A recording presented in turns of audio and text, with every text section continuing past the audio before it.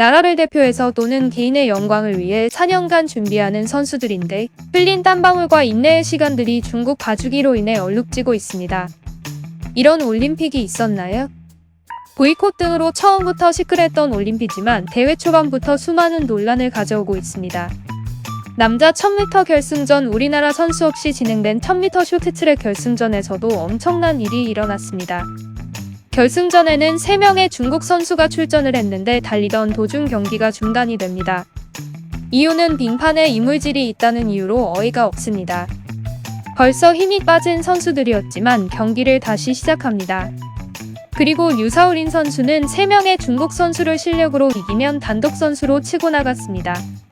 결승점을 도달할 때 유사오린은 자리를 잡은 상태였고 런주웨이는 그런 유사오린을 두 팔로 밀어버렸습니다.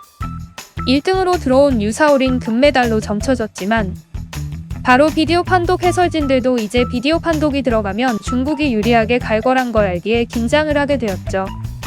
1등으로 들어온 유사오린과 코치진도 덩달아 기나게 되었으나 결과는 옐로카드를 주면서 실격 처리가 됩니다. 이로써 또 중국이 비디오 판독으로 금메달을 땄습니다. 우리나라 대표로 황대현 선수가 출전을 했는데 이거는 더 황당합니다. 이번에는 7일 쇼트트랙 1000m 준결승이었는데요. 중국 2명 선수들이 선두 자리를 유지하려고 하던 찰나 황대현 선수가 치고 나가려고 하는데 무릎을 손으로 교묘하게 미는 모습이 카메라에 담깁니다. 그래도 침착하게 대처 안 하고 바로 다음 기회를 노리다 실력을 1위로 들어옵니다. 이제 결승전만이 남았다고 생각했는데 갑자기 페널티 판정. 아나 빡치네. 중국 선수는 고의적으로 손으로 미는 동작이 분명히 카메라에 담겼는데 오히려 황대현 선수가 페널티 판정을 받습니다. 해설진도 화가 났지만 언어순환을 하려 애쓰는 모습을 보였고 코치진은 어이가 없어 말을 잃습니다. 논란을 뒤로하고 2조에 우리나라 대표 이준서 선수가 출전해서 어려운 경기 끝에 2등으로 들어옵니다. 2등까지가 결승 진출이기 때문에 이제 결승을 바라보고 있는데 여기서 또 실격 처리를 받는 어이없는 일이 일어났습니다. 이유는 레인 체인지를 무리하게 했다는 판정이고 이로 인해 중국 선수는 어부지리로 또 결승전에 올라가 모든 중국 선수들이 결승에 올라가게 되었습니다. 중국 반칙은 하나 안 나오고 비디오 판독만 들어가면 중국이 올라가는 기이한 현상이 일어나네요.